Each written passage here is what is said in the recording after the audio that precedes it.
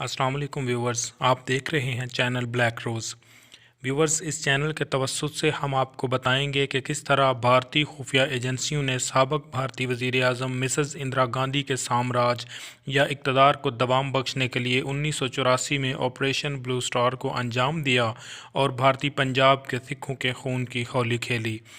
Viewers, अगर आपने अभी तक हमारे चैनल को सब्सक्राइब नहीं किया तो चैनल ब्लैक रोज़ को सब्सक्राइब करें और बेल आइकन को प्रेस करें ताकि हमारी लेटेस्ट वीडियोस आप तक पहुंच सकें। तो चलिए फ्रेंड्स, शुरू करते हैं हमारी आज की एपिसोड ऑपरेशन ब्लू स्टार।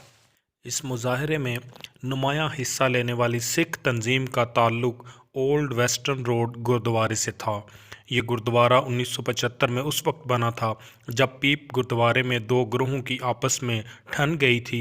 शहर के दूसरे गुरुद्वारों से भी सिखों के मुख्तलिफ ग्रुपों ने इस मुजाहरे में शिरकत करना थी और सबसे बढ़कर ये खालिस्तान नेशनल फ्रंट के लोग भी इस मुजाहरे में शिरकत कर रहे थे। पीप गुरुद्वारे को, जिस पर कुलदीप सिमरा का कंट्रोल था, इस मुजाहरे में जानबूझकर नज़रअंदाज किया गया क्योंकि आम सिखों का अभी तक यही ख्याल था कि पीप गुरुद्वारे के लोग आज़ाद खालिस्तान के मुतालबे की हिमायत नहीं कर रहे। 30 साला फर्नांडिस की मामूल के मुताबिक हफ्तावार छुट्टी थी, लेकिन एशियाई कम्युनिटी के हवाले से उसकी अहमियत के पेश नज़र उसने रज़ाकाराना ड्यूटी देने का इरादा कर लिया। उसने मेट्रो पुलिस से ख़ास तौर पर कहा था कि किसी भी हंगामी सूरत हाल से निपटने के लिए बावर्दी पुलिस का एक खसूसी दस्ता भेजा जाए ताकि मुमकिना हंगामे पर काबू पाया जा सके। लेकिन मेट्रो इंटेलिजेंस ने अभी तक इन लोगों की फ्राहम करदा इतलात का कोई ख़ास नोटिस नहीं लिया था।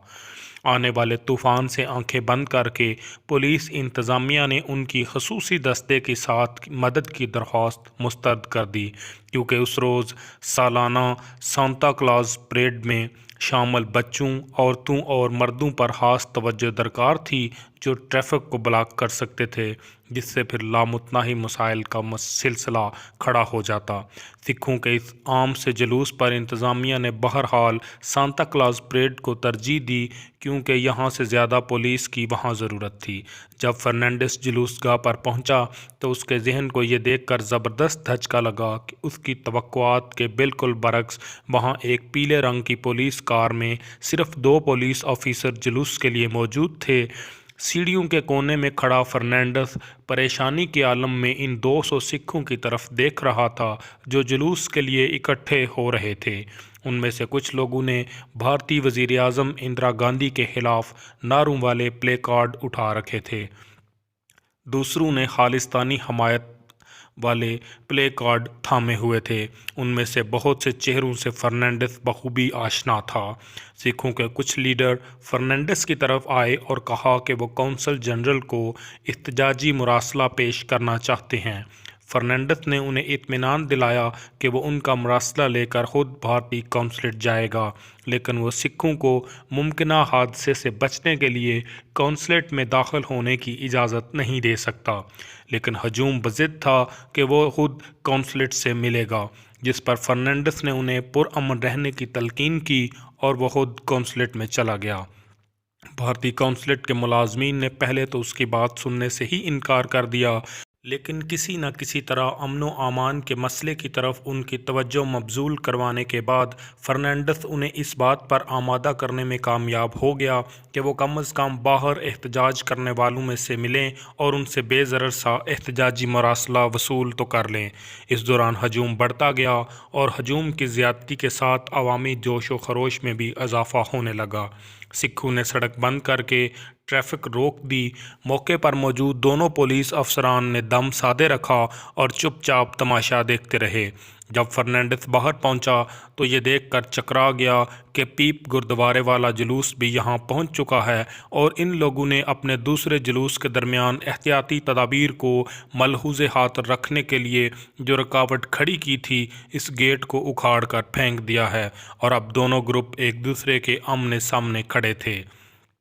ایک جلوس اندرا گاندھی کو گالیاں دیتے ہوئے خالصتان کی حمایت میں نعرے لگا رہا تھا، جبکہ دوسرے جلوس کے لوگ بھارت کے حق میں گلا پھاڑ پھاڑ کر چلا رہے تھے۔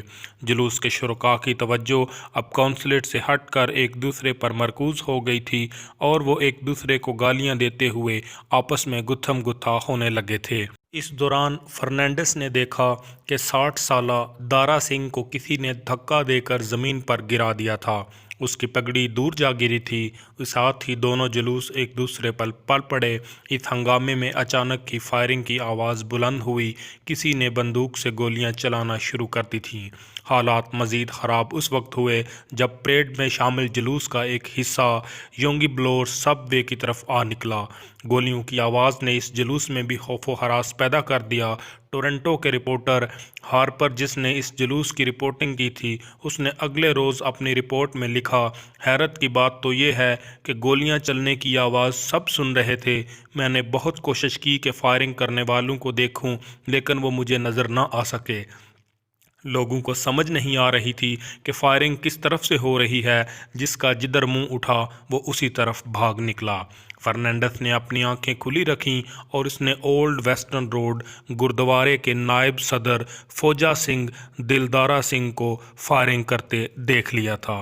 فرنانڈس نے مدد کے ارادے سے پولیس افسروں کی طرف دیکھا، لیکن دونوں اپنی جگہ نظر نہ آئے۔ دراصل گھبراہٹ میں جب وہ ایک طرف بھاگے تو ان کے سروس ریوالور بھی وہیں گر گئے تھے اور اب ہجوم کے قدموں کی ٹھوکروں پر تھے۔ فوجا سنگھ نے ابھی تک فائرنگ بند نہیں کی تھی۔ فرنانڈس نے اپنا ریوالور اپنے بغلی ہولسٹر سے نکالا اور فوجا سنگھ کی طرف بڑھا۔ وہ ہجوم میں سے کسی کے زخمی ہو جانے کے پیش نظر فوجا سنگھ پر گولی نہیں چلا سکتا تھا، جو ہجوم کے عین درمیان زگ زیگ انداز میں بھاگتا ہوا فائرنگ کر رہا تھا۔ فرنانڈس نے کسی نہ کسی طرح اپنی جان پر کھیلتے ہوئے اس کا تعاقب جاری رکھا اور بالآخر اس پر چھلانگ لگا کر اس سے رائفل چھین لی اور فوجا سنگھ کو قابو کر لیا۔ گرتے ہوئے فوجا سنگھ نے گولی چلائی جو خوش قسمتی سے فرنانڈس کے ہولسٹر کو چھوتی اس کے نزدیک موجود ایک دوسرے سکھ کی کوہنی میں جا لگی۔ فوجا سنگھ نے دوسرا فائر اس کے سر پر کیا، لیکن گولی نہ چلی اور فرنانڈس کی خوش قسمتی آڑے آ گئی۔ فوجا سنگھ کی گولی سے بچ کر فرنانڈس نے نظر دوڑائی تو دوسری طرف 19 سالہ گریوال کو رائفل تانے دیکھا۔ اس نے بھی فرنانڈس پر گولی چلائی تھی۔ اگر فرنانڈس غیر ارادی طور پر اپنے سر کو حرکت نہ دیتا تو گولی اس کے سر میں لگتی۔ گولی اس کی گردن کے پچھلے حصے کو چھو کر گزر گئی جہاں 25 ٹانکے لگے تھے۔ وہ زمین پر گر پڑا۔ اس دوران فوجا سنگھ اور گریوال دونوں یونگی اسٹریٹ کی شمال کی طرف بھاگ گئے۔ چند لمحوں میں وہاں 3 زخمی تڑپ رہے تھے۔ یہ تینوں فوجا سنگھ کی گولیوں کا شکار ہوئے تھے اور ان کا تعلق پیپ گردوارے سے تھا۔ تینوں بعد میں روبہ صحت ہو گئے۔ فوجا سنگھ گرفتار ہوا، اس پر مقدمہ چلا اور عمر قید کی سزا دے کر اسے جیل میں بند کر دیا گیا۔ گریوال کو بھی انہی الزامات کے تحت 14 سال قید کا حکم ملا۔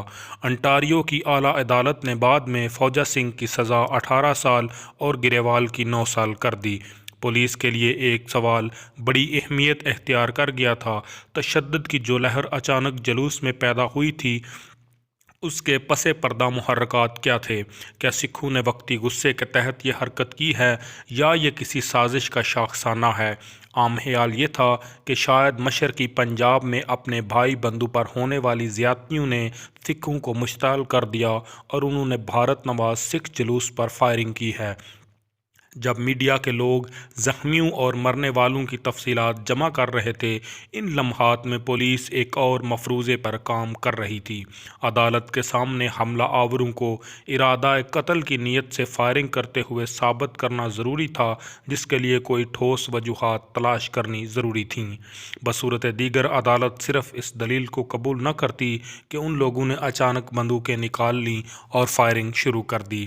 فرنانڈس نے معاملات پر مزید توجہ دی تو اسے علم ہوا کہ فوجا سنگھ نے جلوس میں اپنے ہمراہیوں کو کہا تھا کہ اس کی اطلاع کے بعد ہی اس نے بندوق نکالی تھی، جبکہ ایسی ہی اطلاع دوسرے گروپ کی طرف سے بھی انہیں ملی کہ انہیں بھی باور کرایا گیا تھا کہ خالصتانی سکھ اسلحہ لے کر آئیں گے۔ اس کا مطلب یہ ہے کہ کوئی تیسرا فریق ایسا تھا جو ان دونوں گروپوں کو آپس میں لڑا کر اپنا الو سیدھا کر رہا تھا، اور فرنانڈس نے یہ جان لیا تھا کہ وہ تیسرا فریق بے بلڈنگ کی 22ویں منزل میں بیٹھ کر یہ شیطانی کھیل کھیل رہا تھا۔ اس وقت سیکیورٹی سروسز کے دفتر فرنانڈس اور اس کے ساتھی یہی بتا رہے تھے کہ دونوں فریقین کو غلط اطلاعات پہنچا کر ایک دوسرے سے ٹکرانے کا خفیہ آپریشن بھارتی انٹیلیجنس نے اپنے سفارت خانے سے باہر بیٹھ کر انجام دیا تھا۔ انہوں نے سیکیورٹی سروسز کے لوگوں سے کہا تھا کہ اس گھناؤنی واردات پر بھارت حکومت سے زبردست احتجاج کیا جائے، جس نے کینیڈا کے باشندوں کی سلامتی کو خطرے میں ڈال دیا تھا۔